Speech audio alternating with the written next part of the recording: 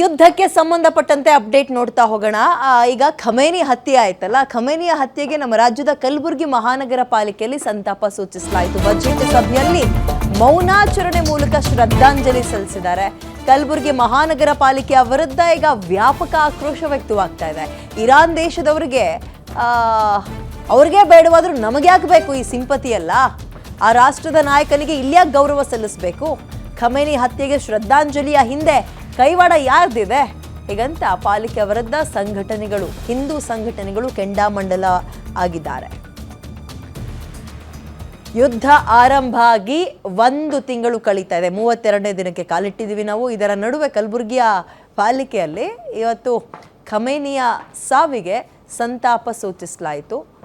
ಅದಕ್ಕೆ ಹಿಂದೂ ಮುಖಂಡರೆಲ್ಲ ಆಕ್ರೋಶವನ್ನು ವ್ಯಕ್ತಪಡಿಸ್ತಾ ಇದ್ದಾರೆ. ಅವ್ರ ದೇಶದಲ್ಲೇ ಆತನ ಸಾವಿಗೆ ಖುಷಿಪಟ್ಟು ಹೆಣ್ಮಕ್ಳು ಖುಷಿಯಿಂದ ಓಡಾಡ್ತಾ ಇದ್ರು, ನೀವ್ಯಾಕೆ ಇಲ್ಲಿ ಸಂತಾಪ ಸೂಚಿಸ್ತೀವಿ ಅಂತ ಇವರು. ಖಮೇನಿ ಆತಂಕವಾದಿ ಅಂತ ಹೇಳಿದ್ದಾರೆ. ಉಗ್ರಗಾಮಿ ಪಟ್ಟನೂ ಕೂಡ ಆ ವ್ಯಕ್ತಿಗೆ ಕಟ್ಟಿದ್ದಾರೆ.